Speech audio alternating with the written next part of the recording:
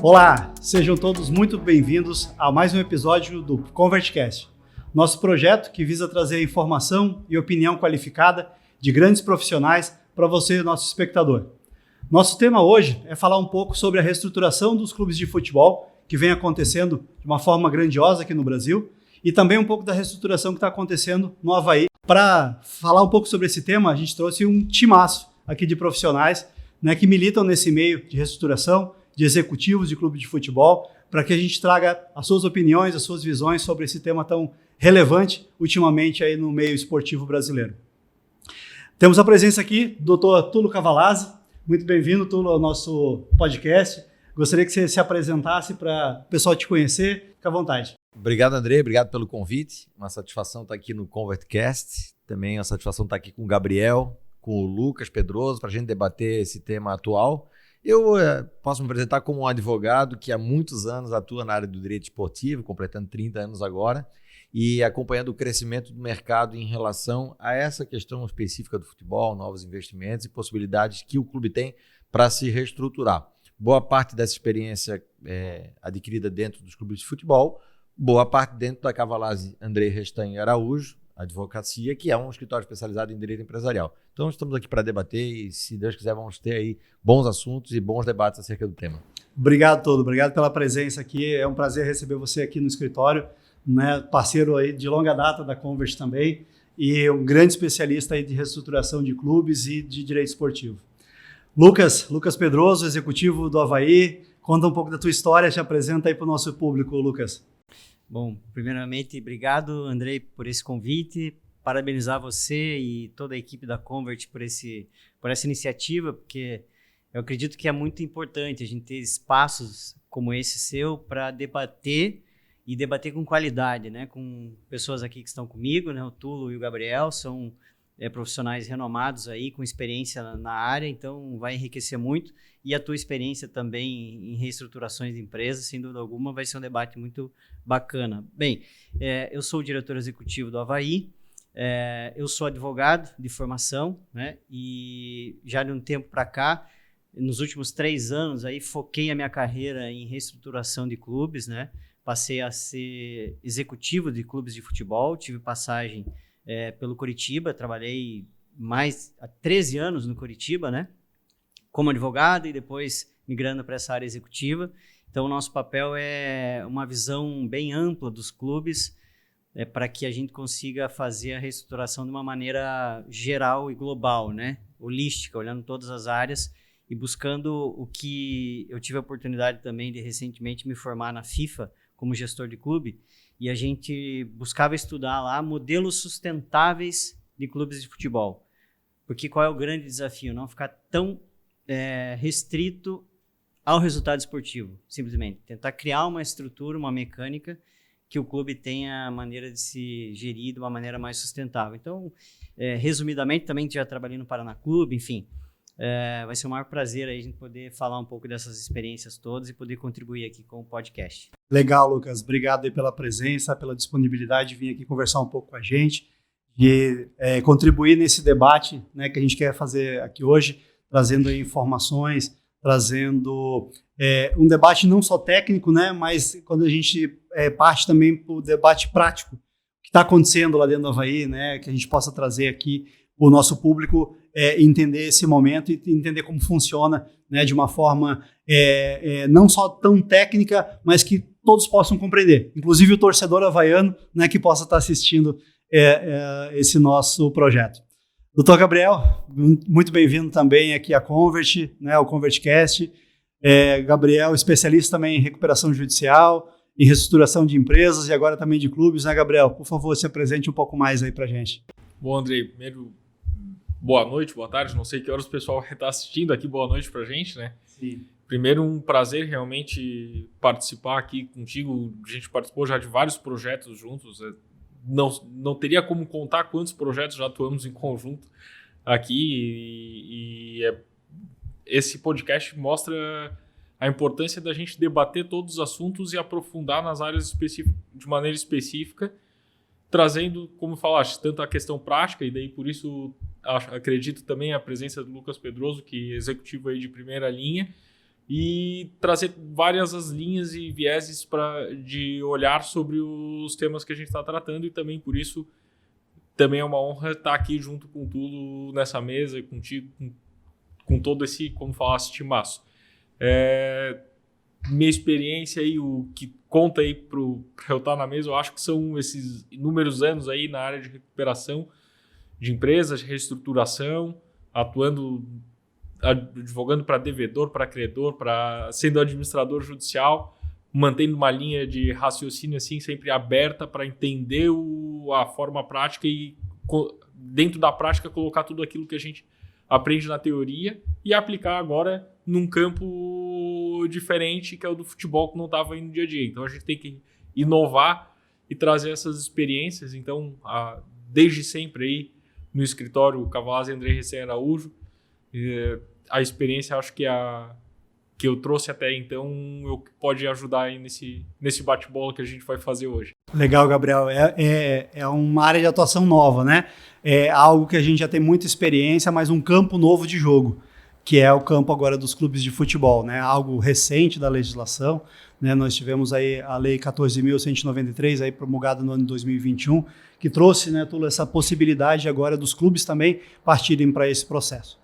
Mas antes, propriamente dito, de a gente entrar nas perguntas, né, e começar a abranger os temas, queria passar para o nosso telespectador, né, que ele consegue encontrar todo esse material, a gravação na íntegra do nosso podcast no YouTube. Nós vamos lançar os cortes aí nas redes sociais, como Instagram, Facebook e também no LinkedIn, e também por áudio no Spotify. Tulo, primeira pergunta vou inaugurar contigo, né, o grande especialista aí na área do direito esportivo. Como você falou, há 30 anos aí já atuando, né, nessa seara do direito, né, com muita experiência, participou muito perto aí de toda a elaboração dessa nova legislação, né, e talvez o nosso público não tenha a dimensão da representatividade na economia do futebol no Brasil, né?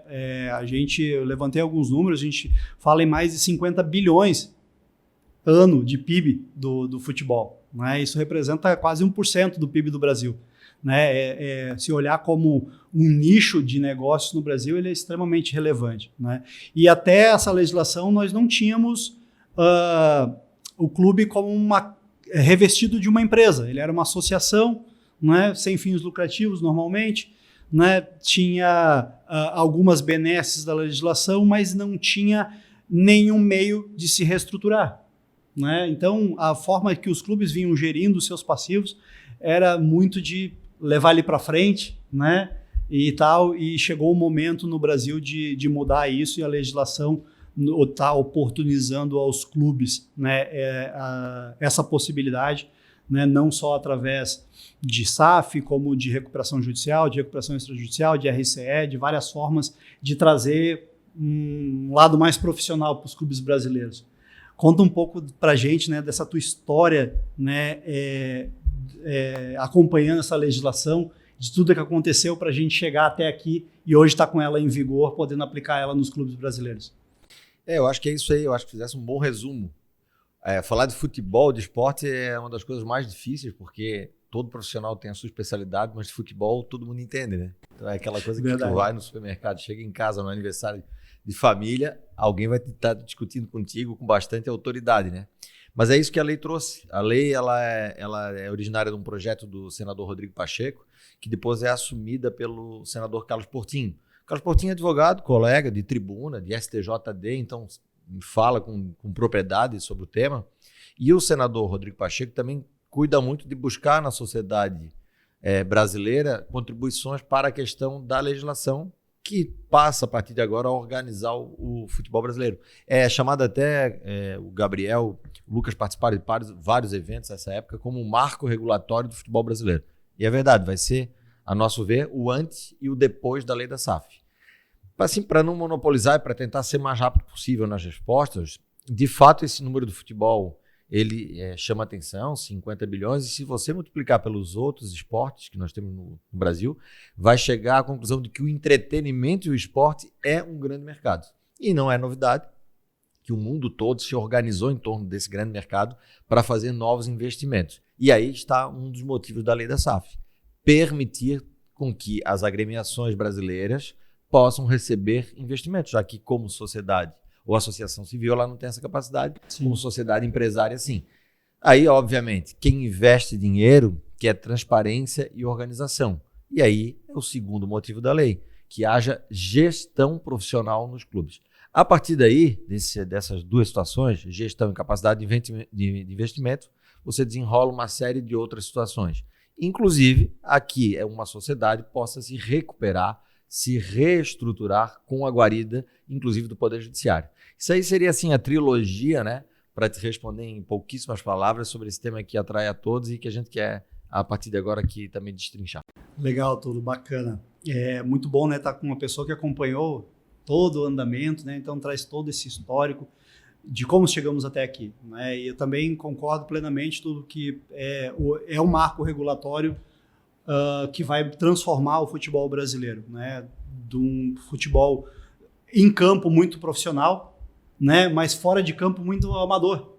Tínhamos poucos clubes que podiam se chamar de clubes profissionais em termos de gestão. Andrei, até pegando o gancho, né, lembrando a estruturação do futebol brasileiro, ela é feita em cima de associação civil, na verdade ele é amadorística, né? O que é normalmente um clube de futebol? Um grupo de amigos se reuniu, em algumas vezes ganhou até um patrimônio, um terreno doado para o campo de futebol, para fazer a sede, e a partir dali, dessa forma amadorística, ele traça a sua história de vida. Mas evidentemente que nesse caminho, e o amador já chama para isso, né, empiricamente ele vai gerindo, vai administrando, mas não é administrador, ele é um apaixonado pelo clube. E por conta disso ele acaba criando um grande passivo, fazendo com que eles tenham essa vida aí ligada, né, a dívidas, inclusive a descumprimento de situações mínimas de governança, como por exemplo a observância à área tributária do clube, etc. Então assim, está ligado à origem, é cultural isso, né? Que a gente tenha feito essa gestão dos clubes de maneira amadora. Né? Mas a lei agora ela quer dizer o seguinte, olha, a partir de hoje, quem quiser ter um clube pode até continuar amador, mas fique sabendo o seguinte, ele vai competir com uma outra estrutura. Essa estrutura é mais moderna, essa estrutura pode receber investimento. Essa estrutura ela vai até competir esportivamente, talvez melhor do que Vossa Senhoria, já que ela vai poder receber dinheiro e vai administrar melhor. Então é um chamado da lei, né, Lucas? Me parece. E até contribuindo um pouco, né, o Dr. Tulo acompanhou sempre as idas a Brasília, né, dos clubes, buscando leis e soluções alternativas para o futebol. E eu me recordo numa dessas idas, Tulo, não me lembro qual era o parlamentar em questão, mas um assessor assim, técnico que discutia textos de lei, né? Ele foi muito cirúrgico no que ele falou, eu nunca mais esqueci o que ele disse. Ele falou assim, olha, vocês vêm aqui, clubes, toda hora pedir lei para nós, mas o que vocês estão fazendo? Olha só onde ele foi. Então assim, aquilo me marcou muito, e porque os clubes iam lá discutir leis para o seu financiamento tributário. Como é que pagaria a conta tributária? Era isso. Então, Vide Time Mania, Profut. A cultura do refis, né? Cultura eu vou do pagar refis. porque ano que vem Exatamente. Um parcelamento para a gente garantir. E foi historicamente isso. Então, o Tulo foi muito feliz quando ele fala de um marco regulatório, um marco legal, de virada de chave, enfim. Porque é isso, porque a lei ela trouxe a possibilidade, são esses 3 pilares que o Tulo desenvolveu bem, mas ele apresenta soluções definitivas. Os clubes hoje têm a condição de cortar da sua própria carne, né, tomar um caminho de qual ele vai escolher. Então, estão lá, as cartas estão colocadas na mesa. Qual estrutura de repactuação da dívida? Né? Qual você vai escolher? Tem 3 lá para você escolher. Precisa da governança. Necessariamente tem que mudar a maneira de gerir. Tem que doer no bolso de alguém. Né? Historicamente, os clubes eles se financiam no não pagamento, como a gente sempre costuma conversar, né?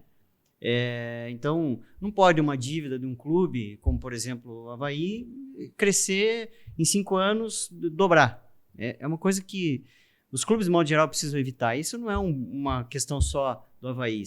A história dos clubes de futebol, no nosso contexto brasileiro, é esse, de um superendividamento, se financiando no não pagamento, mas chegou a hora de se encontrar a maneira de se resolver isso de maneira definitiva, escolhendo os mecanismos, melhorando a governança e com mecanismos para você buscar novas receitas. Então, essa trinca aí, ela é muito feliz, né?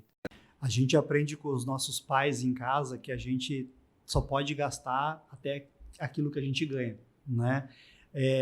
Isso a gente leva para as empresas, né? A empresa tem que gastar menos do que ela ganha, porque a empresa tem o objetivo do lucro. E nos clubes de futebol, isso não acontecia, né? Cada gestão que vinha, buscando o melhor desempenho desportivo, acabava endividando mais e essa dívida, esse passivo dos clubes só veio aumentando nesses últimos anos, né? Eu trouxe também um dado aqui, um dado mais recente, até eu acho que esse número foi até um pouco pior já no passado, porque já tem a lei em vigor já há algum tempo, já temos alguns clubes mais avançados na questão de profissionalização, né? Mesmo sem SAF ou sem alguma outra medida. O dos 20 maiores clubes brasileiros, a dívida deles ultrapassa 10 bilhões, né? E a receita desses clubes por ano é 7 bilhões. Então, é uma alavancagem de 1,5 vezes o faturamento de um clube. Andrei. Se você levar isso para indicadores financeiros de uma empresa, é absurdamente completamente fora, né? Fora. Acho que o Gabriel é uma questão que, como tu falou, vem muito cultural, né? O clube foi gerido sempre da forma de associação entre amigos e deixou-se de olhar que o clube é uma atividade econômica. Perfeito. Hoje ela é uma atividade econômica que gera que tem um giro de capital, pelo menos 7,5 bi de receita. Gigantesco. Então, bem ou mal, como você falou, o clube tem 10 bi de dívida, os clubes brasileiros têm 10 bi de dívida e geram 7 bi de receita. Tem um déficit aí de 3 bi, mas eles geram 7 bi de receita. Então, sim, o problema está na forma que foi conduzido até então, deixando para a gestão seguinte, ou apostando que o resultado em campo vai gerar mais resultado financeiro e esquecendo de ter toda essa regra de governança, de controle do passivo e esquecendo que não se pode gastar mais do que ganha. Às vezes com uma promessa de um jogador que vem da base, vamos vender um jogador da base e com a venda desse jogador a gente consegue uma receita para pagar a folha do ano seguinte e fica na promessa e esquece de deixar essa parte de governança que é necessária. Esquecendo às vezes, depois o Tulo pode falar um pouquinho mais, o Lucas que tem a experiência aí como executivo, esquecendo que se consegue manter as contas em dias organizadas, talvez o reflexo, o futuro ali na atividade em campo seja positivo por um tempo maior, ou seja, mais positivo por conta disso, né? Gabriel, até queria pegar um gancho, né? Só para esclarecer, esse dado é dos 20 maiores clubes brasileiros. Isso. Se você levar isso para o cenário dos clubes menores, é ainda pior. Era essa consideração que eu ia fazer, que a gente tem a tendência, Andrei, eu sempre luto muito contra isso. Quando a gente está em seminário de direito esportivo, encontrava muito o Lucas, ele vai confirmar. Tem uma turma do não futebol, que é a turma que tem outro esporte, que diz assim, vocês só querem discutir futebol? A lei Pelé para o futebol, né? Eles sempre debatiam. E quando a gente vai debater a finalidade econômica dos clubes, eu me bato muito nisso. A gente só dá exemplo com os grandes. O grande, ele é um bom, mas ele é um mau exemplo, porque o Gabriel lembrou bem. Uma venda de um atleta de um clube grande vale milhões, ele pode resolver todo o ano do atleta, do clube, e isso era recorrente. Agora, com um clube menor, 1 milhão, 2 milhões, leva o único patrimônio dele a leilão. E aí vocês façam as contas aqui, Santa Catarina ou o torcedor que estiver nos ouvindo no outro local do país, quantos clubes tradicionais sumiram nos últimos anos, com a perda do patrimônio. Então a gente estava chegando numa curva, Gabriel, que era assim, era o final da linha. Veio o refis do refis, veio a time mania e veio as soluções. Não tinha mais como barrigar, né? A gente não tinha mais como discutir isso para frente, porque na verdade a gente chegou na linha final. E aí era onde eu ia dizer para o Gabriel falar um pouquinho sobre a transição, essa questão do o que é, porque tu falou RCE, mas eu não sei se todo ouvinte sabe o que significa RCE. Essa é a pergunta que eu queria emendar agora para o Gabriel, né? O Lucas falou um pouquinho também, nós temos aí 3 medidas nessa legislação. E acho que é importante para o nosso público entender as 3 medidas. A gente tem o regime centralizado de execuções, né, que é a RCE, nós temos a possibilidade da recuperação extrajudicial e a recuperação judicial. Gabriel, você que é o especialista, né, nosso jurídico especialista na legislação, de reestruturação do passivos aí dos clubes. Conta para a gente, para o nosso telespectador, aí um pouco das diferenças e o que é cada medida dessa. A gente tem que entender, primeiro, duas medidas, não é que sempre existiram, mas pelo menos desde 2005 estão respaldadas na lei, a recuperação extrajudicial e a recuperação judicial. Elas vêm desde 2005 numa lei específica, a Lei 11.101, que são medidas de reestruturação para atividades empresariais de uma maneira geral. A lei exclui pequenos casos da possibilidade de se utilizar desses regimes. Então, esses regimes existem desde 2005 e sempre se debateu muito. Qual o alcance da recuperação judicial, qual o alcance da recuperação extrajudicial, quando usar uma, quando usar outra. E isso é uma análise que a gente fala que não depende só das questões jurídicas, depende de questões econômicas, depende de uma análise de momento, de necessidade jurídica, econômica, financeira, tudo isso vai em conjunto. Então, a recuperação judicial, a recuperação judicial e extrajudicial, elas são bastante semelhantes. É um ambiente de negociação amplo, em que você chama os credores para negociar e pega o respaldo do Poder Judiciário para dar uma validação para essa negociação. Isso, de uma maneira simples, até para que todo mundo possa entender de uma maneira geral, é a recuperação judicial e extrajudicial. Trazemos os credores, trazemos aqueles interessados na dívida, na reestruturação da atividade, para renegociar isso tudo, reorganizar o passivo da empresa, utilizar medidas de reestruturação internas, às vezes colocar uma governança, inserir um compliance, inserir uma nova gestão, para poder trazer uma reestruturação e manter aquela atividade empresarial, aquilo que gera receita ativa. O que é bom para todo mundo, né, Gabriel? O que é bom para o credor. Contrariamente ao que alguém diz assim, é um calote. Não. Que, cara, muitas vezes o público em geral não entende que, na verdade, é o quê? Uma organização transparente para poder atender a todos, né?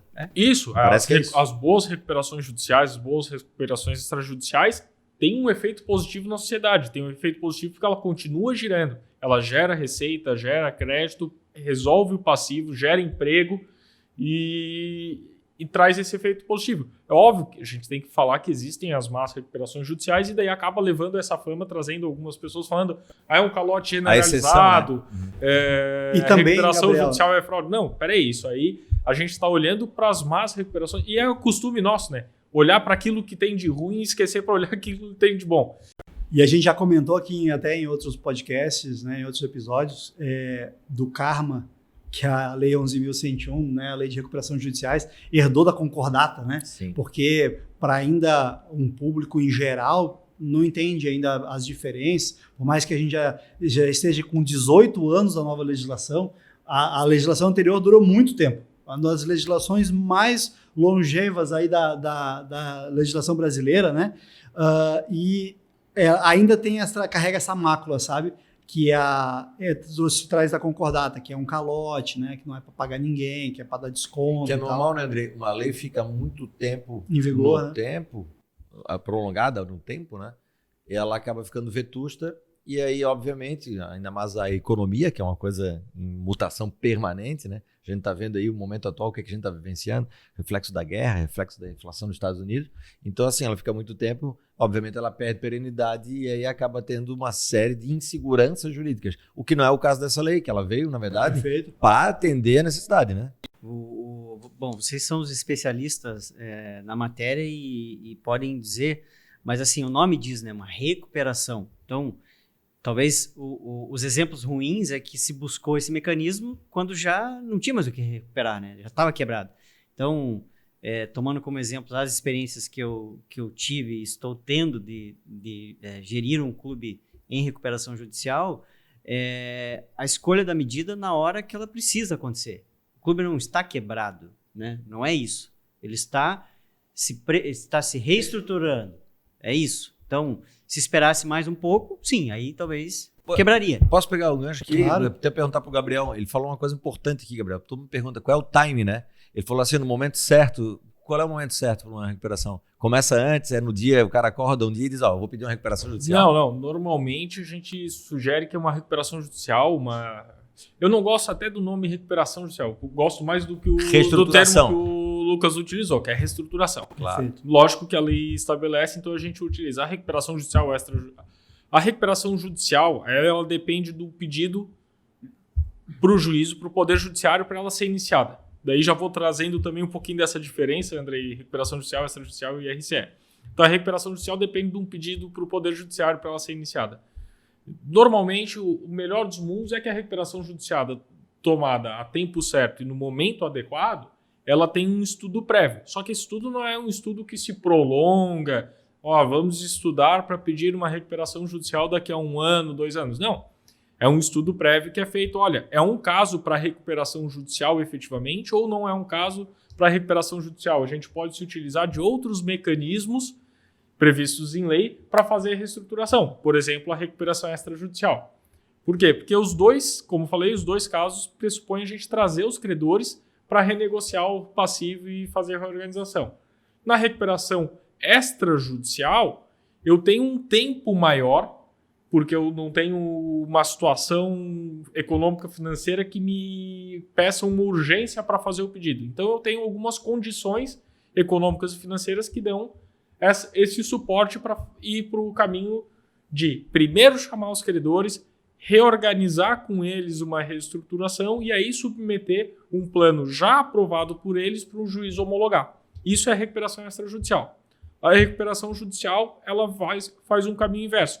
Primeiro eu vou ao juízo, peço, vou ao Poder Judiciário, eu preciso negociar com meus credores, mas a quantidade de execuções, de demandas, de bloqueios judiciais que eu estou tendo impedem que eu tome medidas meramente administrativas antes de procurar o Poder Judiciário. Então eu preciso me socorrer do Poder Judiciário para reestruturar a atividade. Então é uma recuperação judicial, ela tem esse diagnóstico, é feita a análise de viabilidade econômico-financeira, e daí a Convert faz muito bem isso, mas ela é tomada normalmente em casos que tem um pouco mais de urgência do que na recuperação extrajudicial. Já o regime centralizado de execuções, o RCE, vamos chamar de RCE aqui para facilitar, Mais fácil, né? ele é uma medida nova prevista, trazida pela Lei 14193. Ele é uma medida que foi trazida para simplesmente centralizar todas as execuções que existem no clube, contra um clube de futebol, seja ele associação, seja ele um clube empresa, seja ele uma sociedade anônima de futebol. E daí o Tulo pode explicar melhor o que são cada um deles.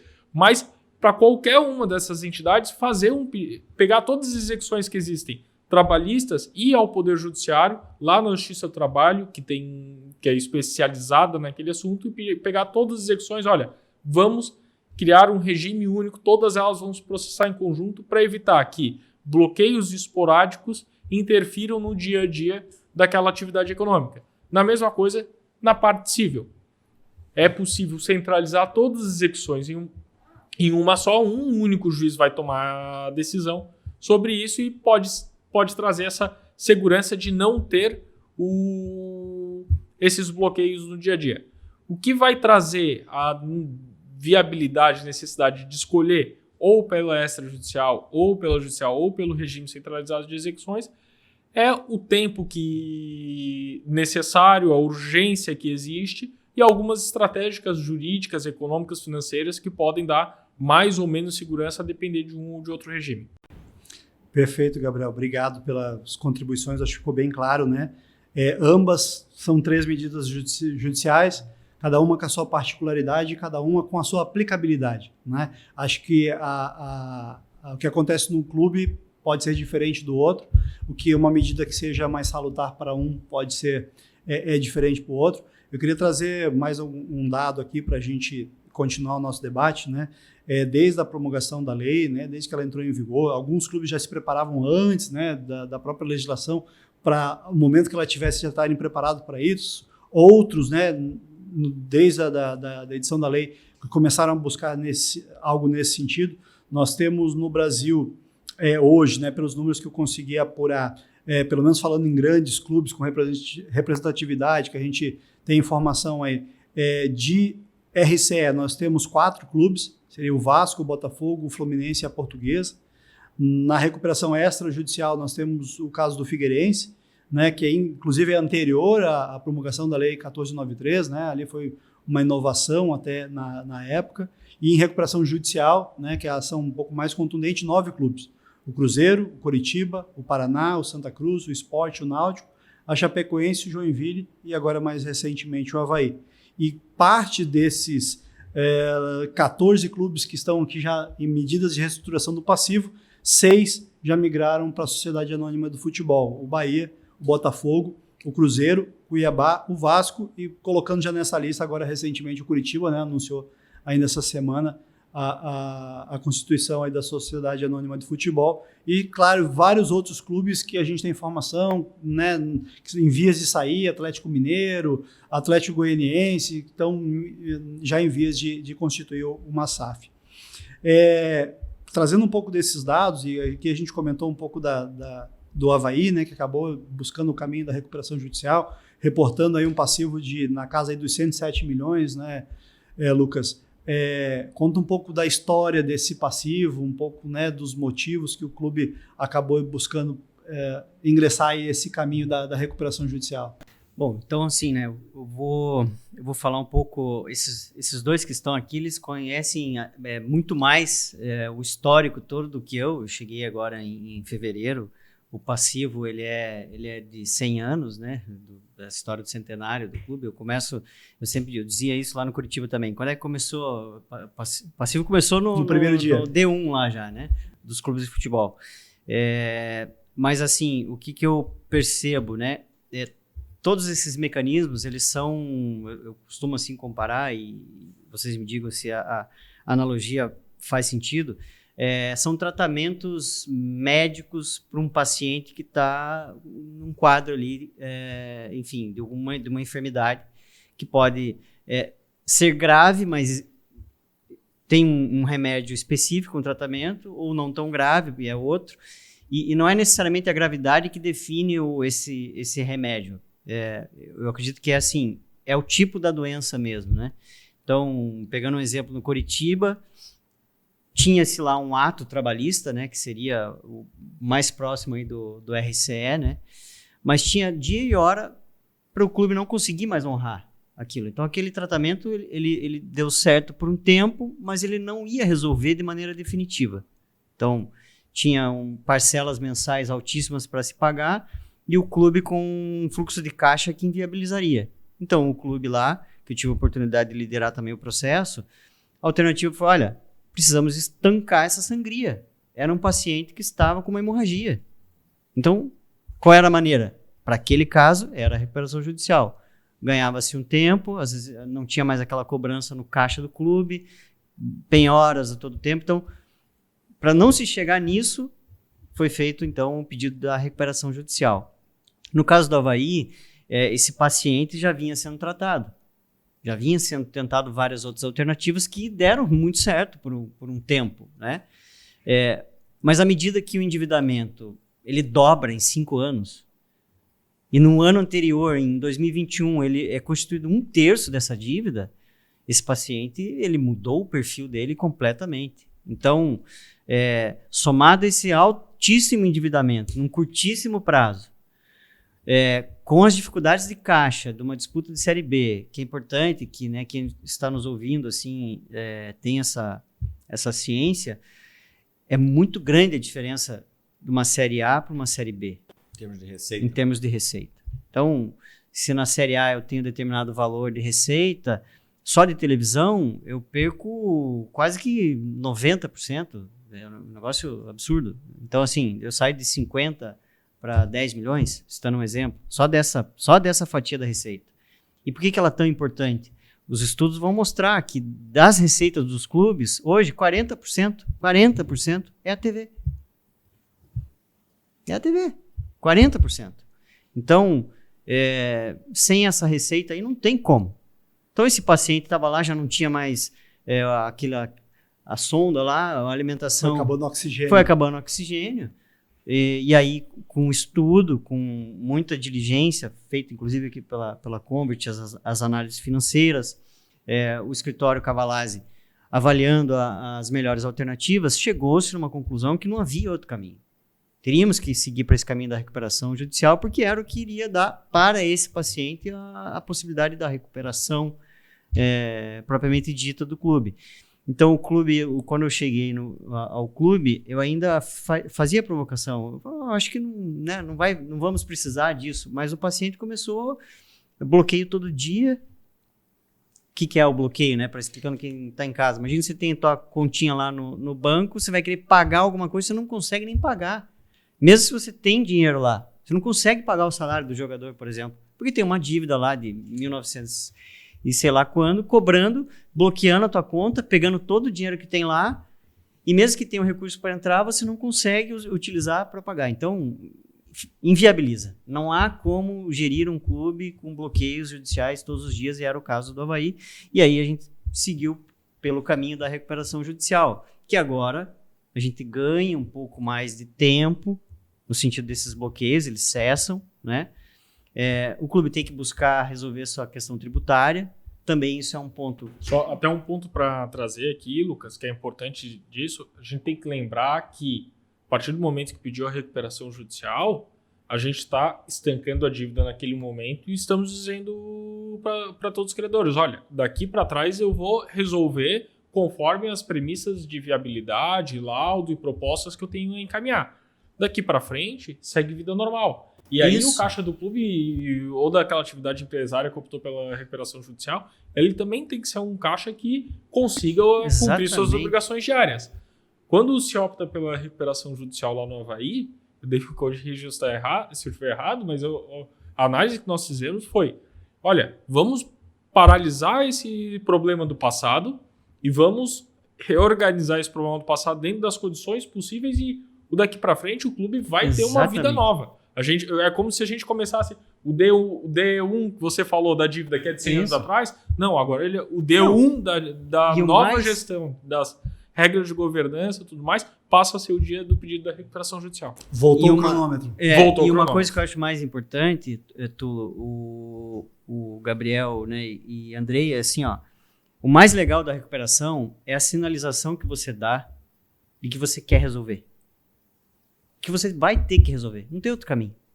Você vai resolver. E vai resolver de maneira transparente. Porque o futebol tem uma cultura da obscuridade, né, das coisas. Tem muita coisa, né, que não se explica e tudo mais, de modo geral nos clubes, e que você mostra a todo mundo, olha, a dívida é essa aqui.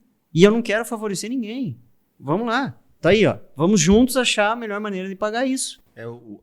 As notícias recentes de comentaristas do mercado da bola dizem que o Avaí se tornou um dos clubes mais transparentes do mercado brasileiro. Bacana. Pelo processo. E isso acaba trazendo várias coisas boas, né?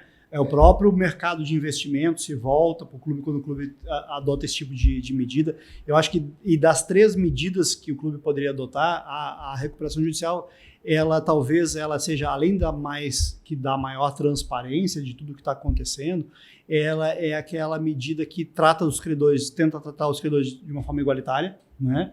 Ela privilegia só os credores que estão ajudando o clube a se reestruturar também, não aqueles que estão só que estendem a mão, né? É isso, perfeito, o credor parceiro que a gente chama, né?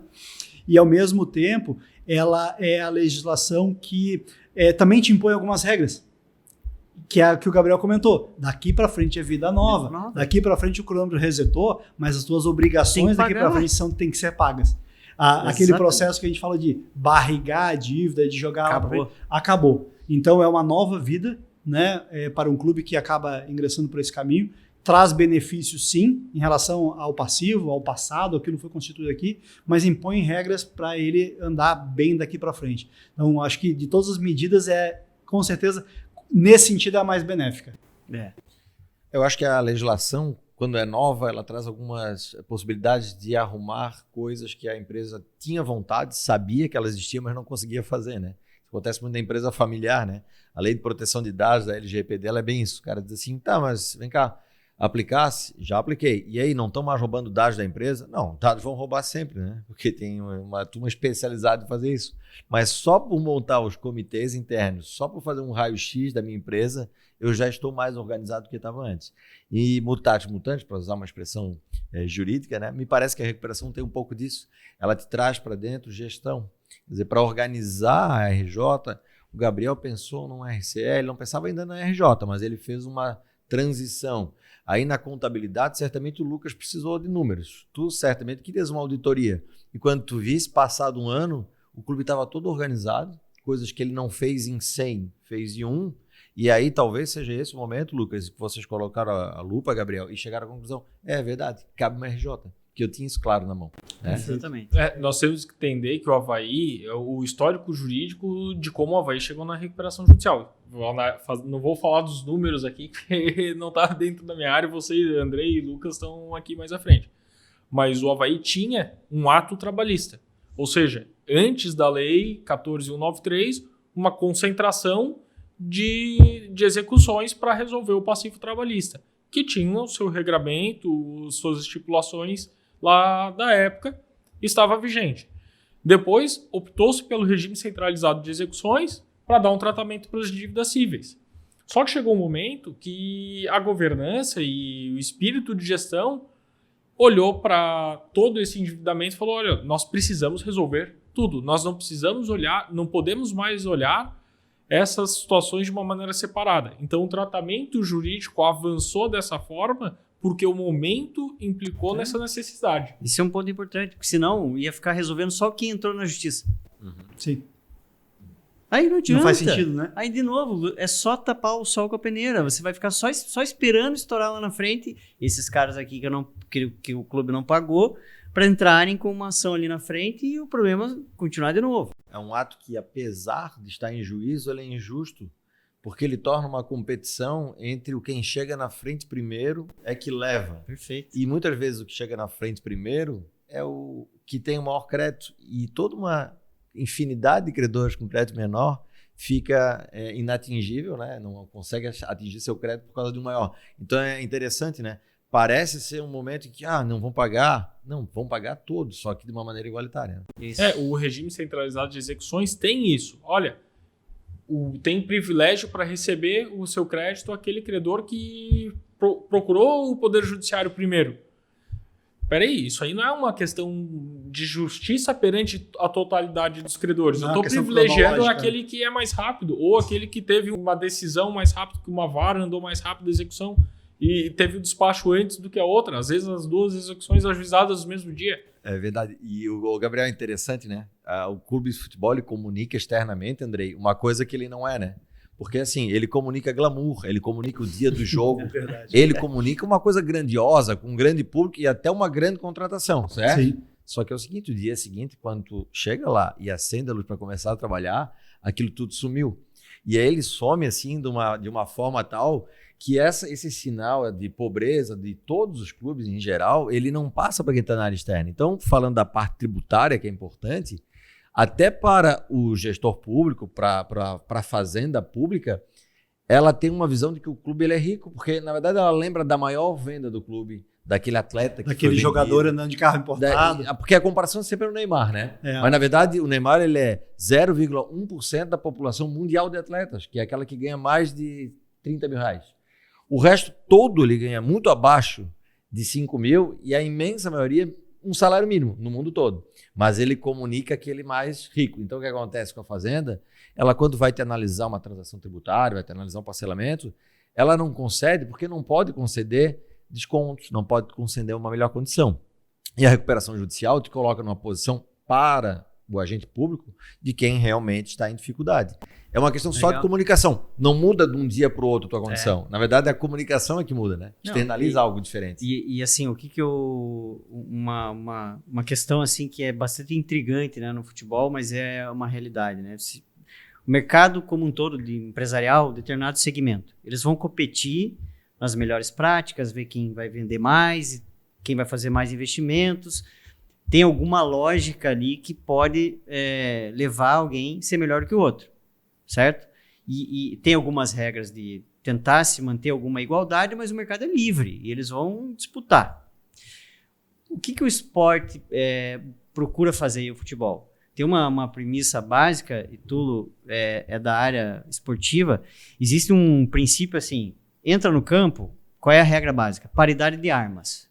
Nós temos que estar igual todo mundo ali dentro. Ali dentro ninguém pode tomar uma vantagem em cima do outro, que é, por exemplo, um doping. Você não pode tomar um doping, isso é uma vantagem ilegal. Então, se tenta todo mundo num pé de igualdade. Só que o problema é que a gente tem 7,5 no ano lá de 22 de receita. Só que essa receita, 1,2 está na mão do Flamengo. Se a gente vai aumentando um pouquinho, o segundo maior é o Palmeiras, depois vem o Corinthians, depois vem o São Paulo. Você pega ali 5, 6 que vão deter talvez 50% Ou mais dessa receita. O que vai acontecer? Esses caras vão contratar os jogadores mais caros. Os mais caros, via de regra, são melhores. Então eu já entro no campo desequilibrado. Então, assim, isso que o Tulo, pegando esse gancho do que o Tulo falou, parece que é um ambiente de extrema riqueza, mas essa riqueza está na mão de pouquíssimos. Para poucos. Os outros estão lá tentando as duras penas sobreviver. Não é culpa de quem está ganhando muito, não é isso, não vejo. Os clubes também têm mania de criticar, porque o Flamengo... Não é o problema o Flamengo ganhar muito. O que nós temos que avaliar é repensar o modelo todo, por isso as discussões de liga e tudo mais. Fair play financeiro. Fair play financeiro. E aí, ponto perfeito, tem clube aumentando o seu endividamento cada vez mais para quê? Para tentar conseguir mais jogadores e tentar desequilibrar isso lá dentro do campo, né? Mas aí a dívida fica. Que horas que vai enfrentar isso? Não está certo isso. Tem que realmente pagar a conta, todo mundo. Enfim, mas puxando esse teu gancho. Não, é isso mesmo. Eu queria trazer um debate novo, né? A gente está falando muito da dívida, do passado, olhando para trás aí os clubes, né? Eu queria olhar um pouquinho, botar o nosso olhar aqui na nossa discussão um pouquinho para frente, né? Reestruturar a dívida é uma parte do processo de reestruturação do clube, né? Assim como a imensa maioria das empresas, o clube de futebol é demandante de capital, né, para manter o elenco, para novas contratações, né? Tulo, Gabriel, né, que militam mais na área do direito, o que a legislação, tanto a recuperação judicial quanto, né, do clube empresa, ela trouxe de novo para poder auxiliar os clubes no processo de capitalização, no processo de trazer recurso, né, para ele viver daqui para frente. Ok, vamos reestruturar o passado com as 3 medidas que o Gabriel explicou para a gente. E daqui para frente, como vai funcionar? Né? Como é que eu trago capital para esses clubes? Eu vou falar um pouquinho do que trouxe a legislação a abrir a possibilidade de investimento. Depois eu acho que o Gabriel pode falar dentro de uma RJ como é que tu melhoras esse quadro, né? Mas assim, pouca gente sabe disso. A base dessa alteração do investimento, ela está lá numa norma da FIFA, quando ela, em 2015, ela diz o seguinte: olha, uma das grandes coisas que movimentam o mercado, além do direito de transmissão, que é a TV, é o direito econômico. É aquele atleta que você, desde os 12 anos, cuida e com 17 vende por 10 milhões de euros para a Europa. É ali que está uma grande virada dos clubes. Tanto é que boa parte deles se financia com vendas de tempos em tempos. A FIFA chegou à conclusão que muita gente ganhava dinheiro com isso, mas não eram os clubes de futebol, eram os agentes. Eles compravam, se você pegar um atleta e dividir em 100 pedacinhos ou 100 ações, eles compravam esses pedacinhos que são chamados de direito econômico para eles. Então eles tinham 10%, 20%, 30%, 90% ou até 100% do direito econômico do atleta, que é o que vale para que ele seja transferido. O que disse a FIFA? Ora, quem quiser ser dono do direito econômico agora vai ter que comprar esse direito econômico do atleta. Mas só uma parte pode ser direito econômico além do atleta: o clube de futebol. Então, esses empresários tiveram que migrar para dentro. Eles tinham vários atletas, o que eles fizeram? Eles compraram clubes de futebol, passaram a ser detentores de clube de futebol. Para quê? Para que ele, clube de futebol, receba o investimento do direito econômico. Foi muito inteligente a medida. Esses contratos de 2015 para cá foram extinguindo aqueles direitos dos agentes, e hoje o direito econômico ele está apenas com o clube de futebol ou com o atleta. É ali que você vai ganhar dinheiro, é ali que o investidor vai entrar, comprando parte do clube, para que ele possa ter direito ao quê? Ao dividendo da venda dos atletas. Basicamente é isso que a lei fez. Para tentar, assim, uma medida simples, mas que mudou tudo. Simples, que muda tudo. E está hoje dentro da sociedade anônima. A partir dali, aí eu convidaria a todos a fazer o seguinte exercício. Eu acho que nós vamos ter, Gabriel, Lucas e Andrei, a primeira leitura do que é a lei da SAF no Campeonato Brasileiro da Série A e da Série B. Vamos observar as primeiras transformações, como é que elas vão se sair, primeiro, desportivamente, se elas vão ter um bom desempenho, e como é que elas vão estar dentro, no final desse segundo ano da lei, com a lucratividade lançada em seus balanços. Vamos ver se valeu a pena ou não valeu a pena. Nós já temos os primeiros exemplos para observação. Ali na prática a gente vai ter resposta. E aí dentro da lei da sociedade anônima vê essa figura, né, do futebol, da recuperação judicial, que aí é onde eu acho que o Gabriel pode abordar como é que o clube pode se capitalizar mesmo numa situação de RJ. Perfeito, Gabriel. Vamos lá, a recuperação judicial, ela tem benefícios para quem aporta dinheiro na recuperação judicial desde a sua criação, desde 2005. Então, o benefício eu acho que é principal da lei para o caso de alguém que está em recuperação judicial, e agora os clubes de futebol podem se valer disso, como a gente falou antes, a partir do momento que eu pedi recuperação judicial, zerou o cronômetro, é vida nova. Então, quem botar dinheiro, quem emprestar dinheiro para o clube, para aquela atividade econômica, após a data do pedido de recuperação judicial, ele não vai se submeter a toda essa renegociação passada. Isso já traz um benefício, porque ninguém às vezes quer aportar ou emprestar dinheiro para o clube sabendo de um cenário de crise, sabendo do cenário econômico do futebol hoje, que é de crise, não é esse cenário de glamour que nem tu falou, né? Porque pelo risco de ter uma recuperação judicial ali na frente. Isso não só no futebol, em outras atividades empresariais, isso acontece frequentemente. Olha, não vou emprestar dinheiro para essa atividade porque eu corro o risco de ter uma recuperação judicial e ter uma renegociação ali. Não quero. Então, após o pedido de recuperação judicial, aquele agente financeiro, vou chamar de agente financeiro, que pode ser um empréstimo, uma financiadora, pode ser um fundo de investimento, pode ser até um amigo, pode ser o próprio sócio, ele pode pegar e emprestar dinheiro para aquela atividade que ele tem a certeza de que não vai sofrer nenhum desconto na dívida, nenhum parcelamento, vai ter a sua obrigação adimplida a tempo e modo.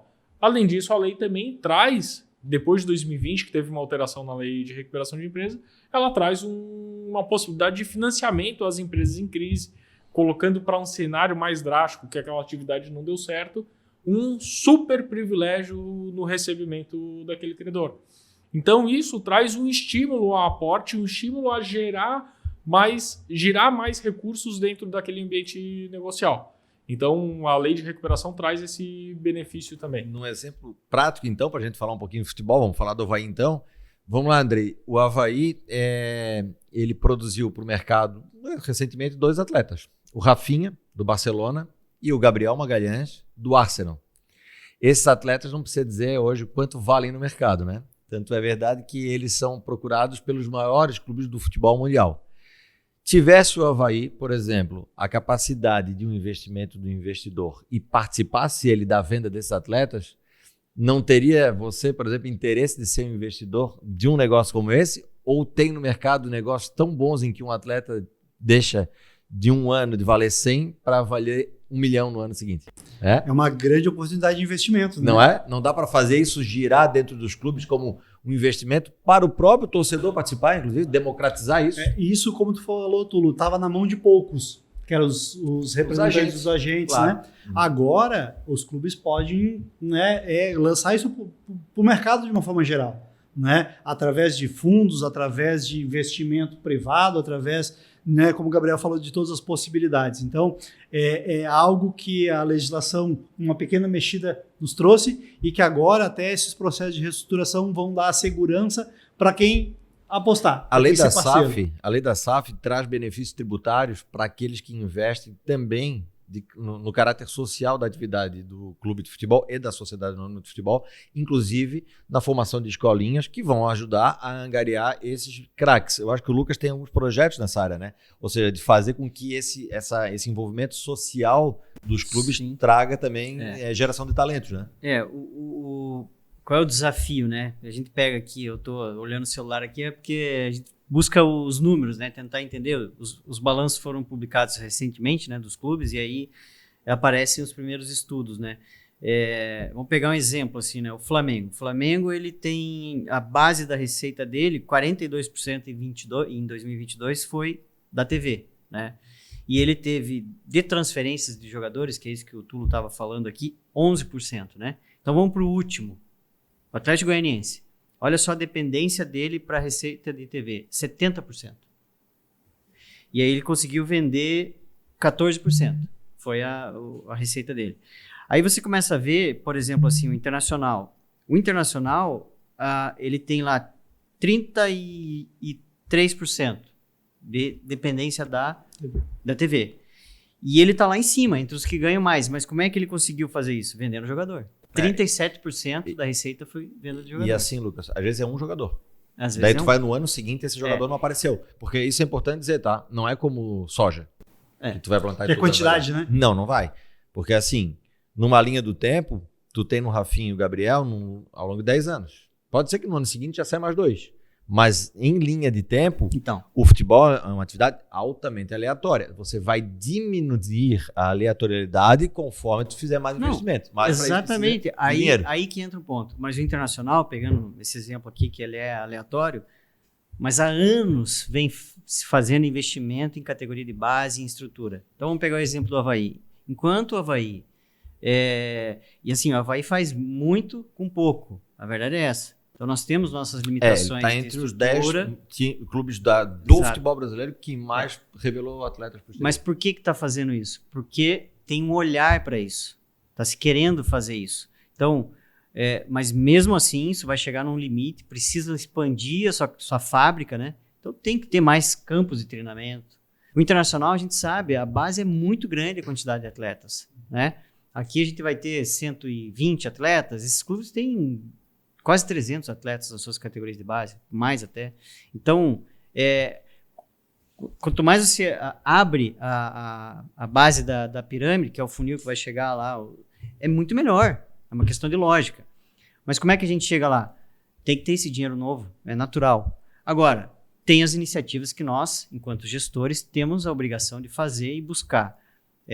As receitas de marketing. Então, assim, hoje o estudo mostrou que os clubes estão batendo quase 20% já as receitas de marketing. E isso foi uma evolução, não era assim antes. Mas algo que, por exemplo, chama muita atenção, que sócio-torcedor é algo na casa de 12%. Isso tinha que ser muito mais. Então, assim, o torcedor tem um papel muito importante. O torcedor também tem esse papel importante de estar junto com o clube, de entender que um plano de sócio, ele vale muito a pena. Ele paga lá 50, 60 reais e vai assistir 4 jogos no mês. Quanto é que custou cada jogo? Então, assim, vale muito a pena. Interessante. E assim, quem gosta do futebol e quer ir ao campo de futebol, não tem mecanismo melhor do que pagar o seu sócio torcedor. O Avaí, por exemplo, tem várias categorias de planos de sócio. O estádio é super agradável. Assim, quando a gente chega em algum clube, geralmente tem essa coisa, vamos construir um estádio e tal. O estádio é super agradável. Tem melhorias? Claro que tem. Claro que tem. Mas o que tem hoje já é muito bom. O torcedor tem condições de ir lá e assistir o jogo. Então, assim, enquanto não se tem dinheiros novos, então, assim, nós temos o nosso torcedor do nosso lado. Então, ele tem essa condição de nos ajudar a incrementar isso, né? Uma receita muito importante. E por que a receita do sócio é importante? Ela traz previsibilidade. À medida que eu sei que recorrente, né? ela é recorrente. E o ideal seria que ela não ficasse vinculada ao humor do nosso torcedor. Não é porque perder um jogo eu vou cancelar meu sócio.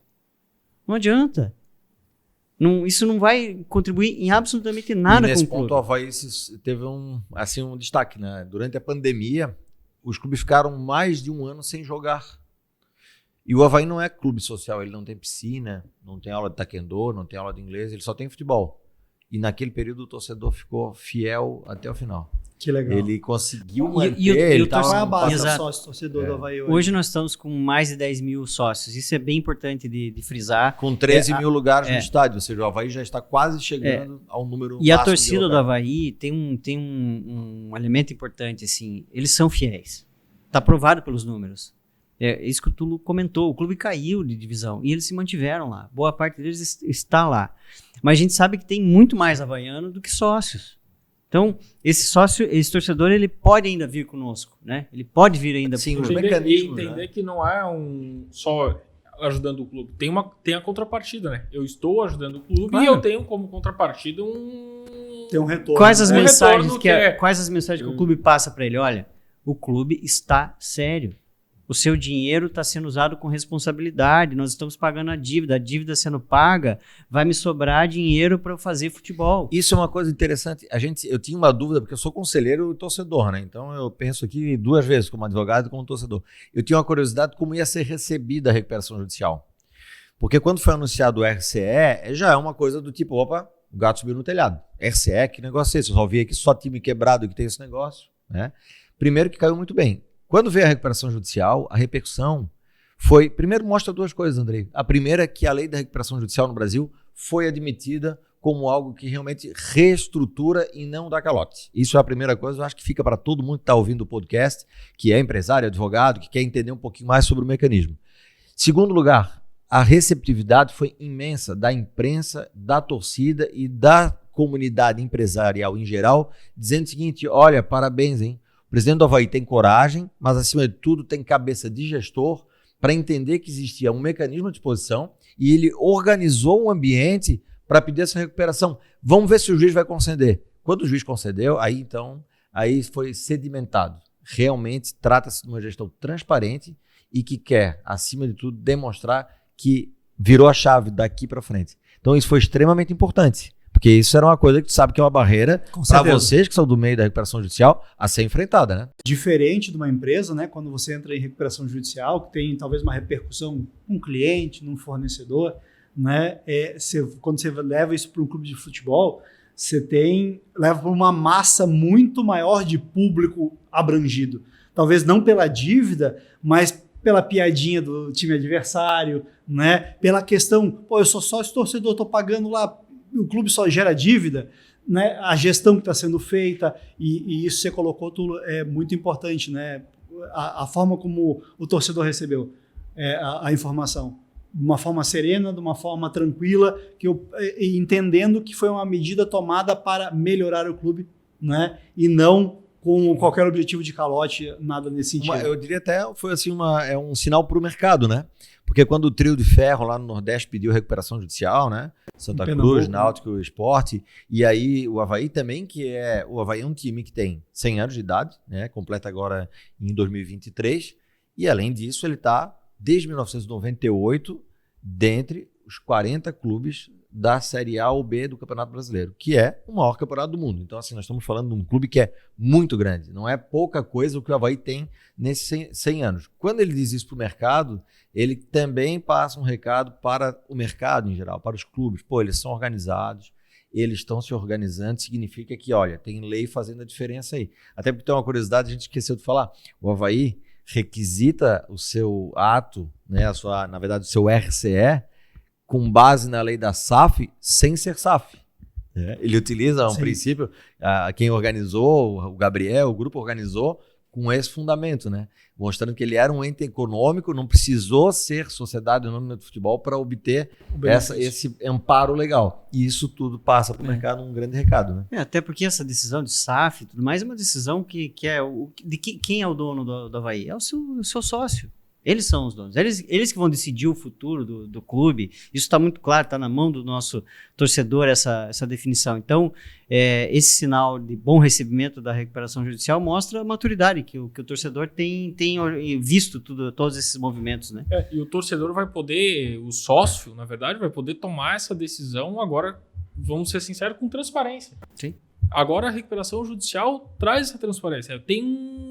Tem um fiscal do juiz que está lá, então mensalmente as contas do Avaí estão lá no processo de recuperação judicial abertas para quem quiser olhar. O processo é público, traz todas as questões de gestões, todos os números, o que aconteceu, o que não aconteceu lá dentro, aquilo que no mundo do futebol sempre foi oculto, ou não oculto, tinha uma sombra.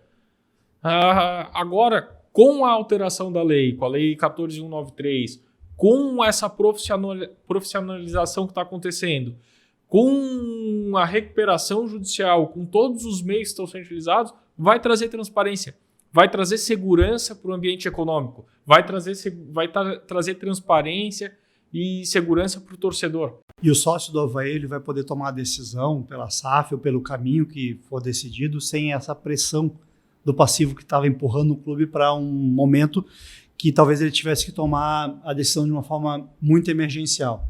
Vai dar o tempo necessário para se vislumbrar todos os cenários, achar as melhores oportunidades, os melhores parceiros, as melhores formas de poder capitalizar o clube e trazer esse recurso novo. Se for o caso, né? Isso a gente está falando aqui porque a gente não sabe. O objetivo primordial é resolver da transparência e fazer com o Avaí, que é um clube grande, é um clube gigante, possa ser maior ainda por conta da sua governança. E aquilo que o Tulo falou antes, a gente talvez vai ter o tempo e a oportunidade de ver o reflexo nos outros clubes, a experiência deles como foi, e poder, entender se esse é o melhor caminho mesmo, no caso do Avaí ou não. E até, Gabriel, aproveitando que você já está com a palavra, né, até para que o nosso espectador possa entender, os próximos passos da recuperação judicial do Avaí, né? Ele entrou com o pedido, ingressou, como o Tulo já falou, foi deferido, foi aceito pela Justiça o pedido de recuperação judicial, e daqui para frente, o que acontece no processo? Agora, sendo bem objetivo porque o processo de recuperação judicial é longo, então, sendo bem objetivo. Foi feito pedido, o juiz deferiu, a partir de então o Avaí está em recuperação judicial. Agora, o clube tem que apresentar um plano de recuperação, que é onde vai se mostrar como vai ser tratada toda a dívida do clube, e daí a dívida civil, trabalhista, fiscal, toda a dívida vai estar exposta como vai ser tratada, vão ser expostos todos os meios de reestruturação que vão ser utilizados, inclusive parte interna, estabelecer uma controladoria nova, mais controle, maior controle, um plano de recuperação judicial que vai ser submetido para os credores aprovarem.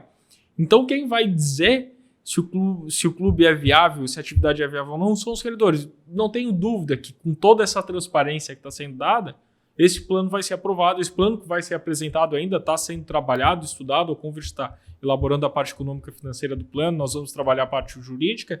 Ele vai ser aprovado, porque ele vai estar calcado em pilares transparentes e que demonstram a sua viabilidade. Depois disso, esse plano vai ser aprovado. Aí sim, a dívida do clube passada está resolvida. Aquilo da recuperação judicial em diante zerou, é vida nova. A gente vai falar que é uma atividade, um clube totalmente novo. E aí vai se poder fazer toda a gestão.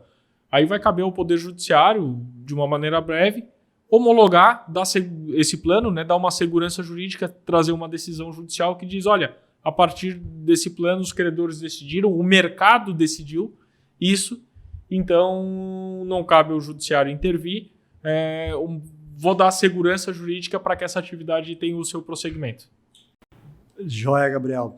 Já estamos nos encaminhando para os momentos finais aí da nossa conversa e queria finalizar, Lucas, contigo, né, comentando um pouco, a gente falou um pouco do processo, e queria entender um pouco lá de dentro do clube, né? Que medidas o clube vem tomando, né, nesse processo de reestruturação, nesse processo de transparência, de governança. Fala um pouco também, né, como o Avaí está posicionado em relação a essa formação das novas ligas, aí que vem se discutindo muito ao longo do ano passado e agora desse ano também. Conta aí pra gente os próximos passos do Avaí. Vamos falar um pouco, né? Que agora a gente fala um pouco da saída desse túnel, né? Da reestruturação. Então, o Avaí, em termos de governança e controles, ele tinha um problema grave, que eram 10 anos de contabilidade, por exemplo, não conciliada com o financeiro, algo, né, bastante inédito, assim. Então, o clube, desde o ano passado, instalou uma nova controladoria, temos um novo diretor financeiro que vem fazendo todo esse trabalho de conciliação. Então, hoje existem lá os níveis de governança para se estabelecer qualquer tipo de compra. São procedimentos até comuns em qualquer empresa, mas em clubes de futebol isso não é tão comum. Então, implantamos esses modelos de governança, já vinha sendo implantado pela atual gestão. Uma das medidas que nós tomamos quando chegamos ao clube é unificar um pouco a circulação da informação dentro do clube, né? Eu costumo dizer que o problema das organizações são 3. O primeiro é a comunicação, o segundo é a comunicação, o terceiro é a comunicação, né? Depois vem todo o resto. Então, nós procuramos assim fazer com que os setores se conversassem um pouco mais. Então, nós criamos como, por exemplo, são vários comitês, mas um deles é o comitê da marca. O que nós estamos querendo dizer com esse comitê da marca? É um ambiente em que nós pensamos como é que a gente valoriza a marca do clube, que é o que traz o retorno financeiro. E marca é tudo, né? Marca são todas as áreas da empresa, mas nós unificamos algumas em específico, como por exemplo, o marketing, a comunicação, a nossa central de relacionamento com os sócios. E o Avaí já tinha algo que não é também comum em clube de futebol, uma área de inovação. Já havia essa área, que já vinha trabalhando na construção do Big Data. Eu passei 3 anos no Curitiba buscando alguém que me desse uma solução de Big Data. E não encontrei. Aqui eu cheguei com um ambiente com isso já em andamento, né? Então, a ideia desse comitê é debater entre todas essas áreas quais iniciativas nós vamos trabalhar para fortalecimento de marca. Nós implementamos um novo programa de sócio-torcedor. Hoje ele se chama Sócio Leão da Ilha, né? Ele era o Sempre Avaí, já de alguns anos com essa...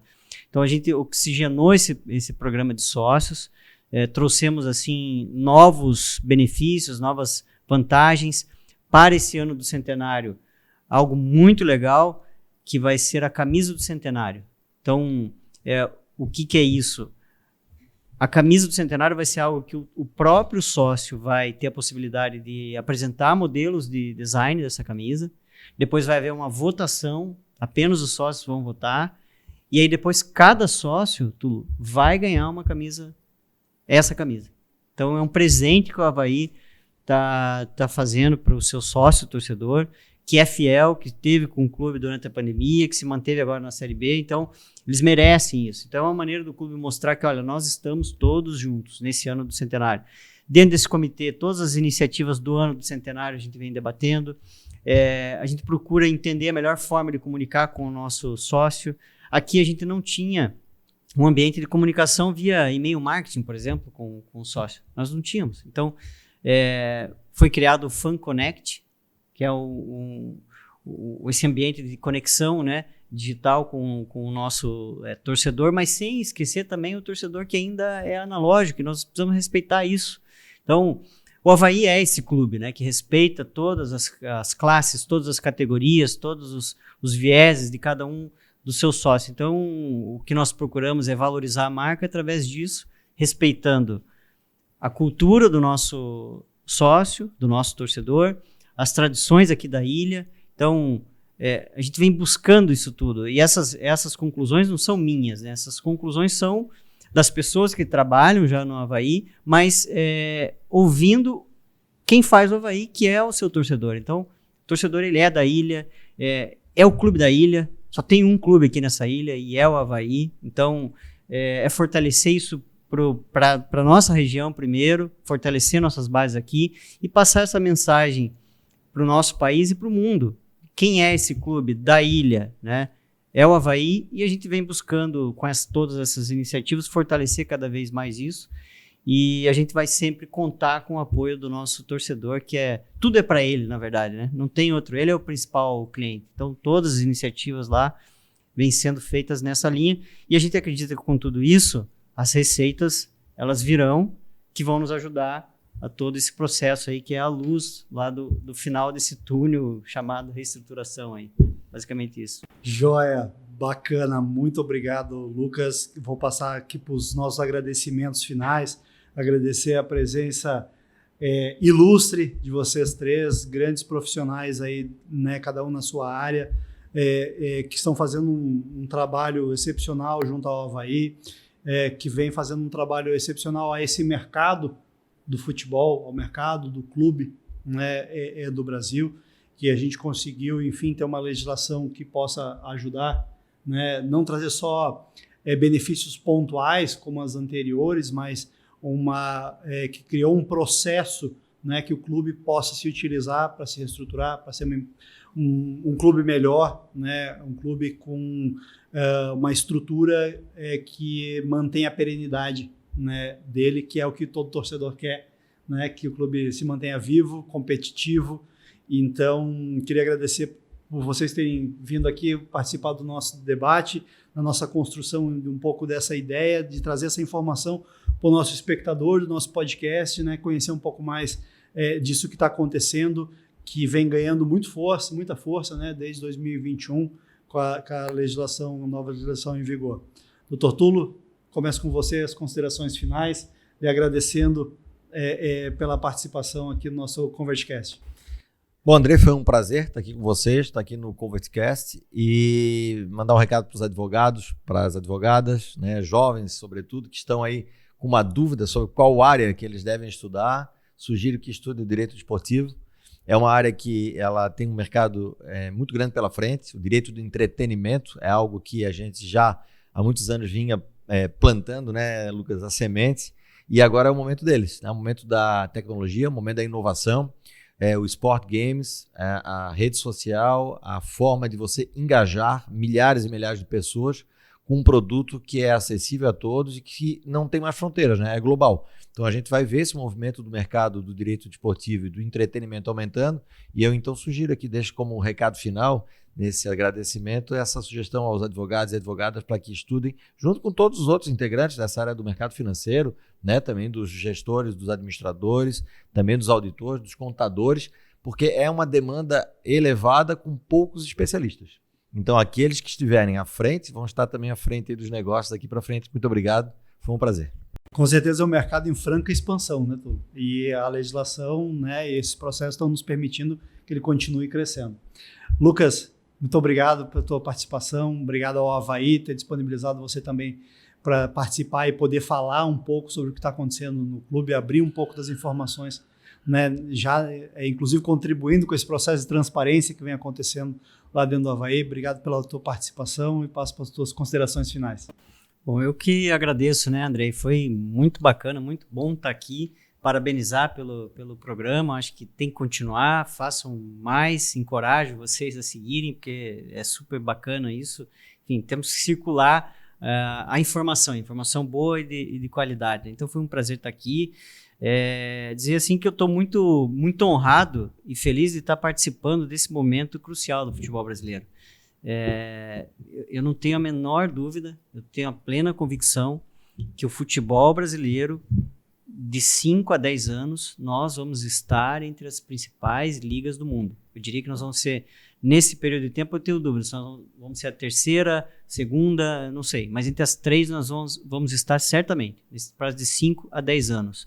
Então, é fundamental que os clubes surfem essa onda e entrem nela, de verdade. Porque os clubes que não entrarem, infelizmente, vão ficar de fora e não vão vivenciar esse momento de glória assim, do futebol brasileiro. Por quê? Porque agora a gente tem um ambiente legislativo adequado, existem novos dirigentes chegando, do nosso clube é um bom exemplo disso, dirigente jovem, com visão de empresarial, gestão, não tem mais espaço para aquele gestor, aquele presidente bonachão, caricato. Isso é só olhar os presidentes dos clubes hoje, pouquíssimos, eu diria que quase nenhum é nesse perfil. Então eu acredito muito nisso, que mudaram as pessoas, um ambiente novo, e temos um futuro aí muito próspero para o futebol brasileiro aí. E você, Andrei, faz parte disso, a Convert faz parte disso. É importante que tenhamos empresas como a tua, que reestruturam empresas nesse ambiente do futebol. Que nós precisamos de boas iniciativas fora do futebol para dentro do futebol. Não o contrário. Não que o futebol leve o que era de ruim para fora, né? A gente faça um movimento contrário. Então, de novo, agradeço aí. Muito obrigado. Foi um prazer estar aqui. Legal, Lucas. A gente também está muito feliz por estar participando, que é um processo de transformação e de inovação do mercado da bola do Brasil, não é?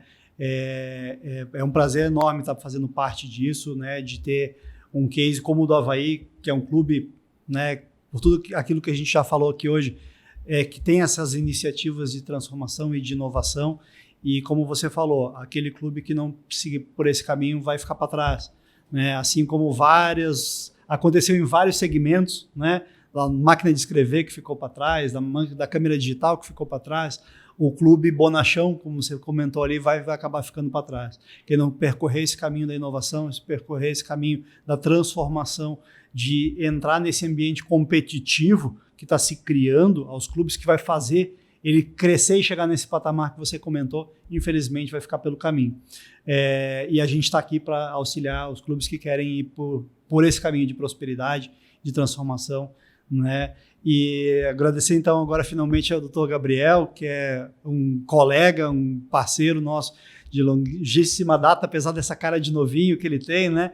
A gente já trabalha há muitos anos juntos e a nossa, como eu comentei até com o Marcos Andrei no podcast anterior, as nossas equipes se entendem muito bem, a gente consegue fazer esses processos de uma forma conjunta, de uma forma muito legal, é muito bom trabalhar com toda a equipe lá da Cavalase.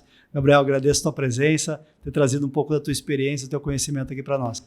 Não, André, eu que agradeço, acredito que, como todo mundo falou já, um podcast, um programa como esse, tem um objetivo principal que é esclarecer. Então, muitos dos males vistos, das visões ruins vistas sobre alguns regimes jurídicos, e a gente pode falar sobre todos que a gente falou, recuperação judicial, extrajudicial, regime centralizado de execuções, a transformação de uma associação em clube, empresa, ou talvez sociedade anônima de futebol, elas passam muitas vezes por um receio e um medo das pessoas em aceitarem essa modernização. E só esclarecendo, só trazendo esses debates é que a gente pode mostrar que existem caminhos alternativos. Não necessariamente que vá se seguir para um caminho para outro, mas esclarecer quais são os benefícios, quais são os malefícios de cada um dos regimes, é que a gente pode tomar a decisão e todas as pessoas possam estar com a mente aberta para entender essa decisão que foi tomada. Só tenho a agradecer, então, por esse programa. Esses anos todos, agradeço o elogio, essa cara de novo, mas eu me lembro, o primeiro projeto que eu atuei contigo já deve ter uns 14 anos. Então, isso já mostra que a gente já está na estrada aí há um bom tempo. Não vai entregar a idade.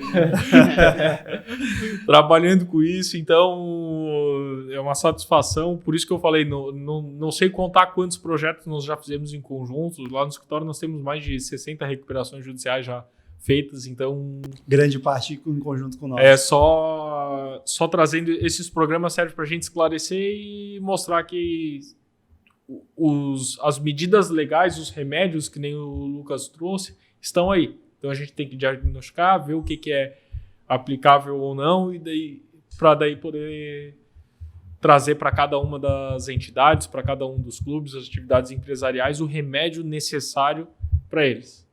Joia. Pessoal, obrigado. Obrigado a todos os nossos espectadores que acompanharam aí a nossa produção do nosso terceiro ConvertCast. A gente agradece por estarem acompanhando, quem chegou agora também aí para conhecer um pouco do nosso projeto, de trazer informação, opinião de pessoas tão geniosas, tão qualificadas quanto as que estão aqui hoje com a gente. Obrigado, um abraço e até mais.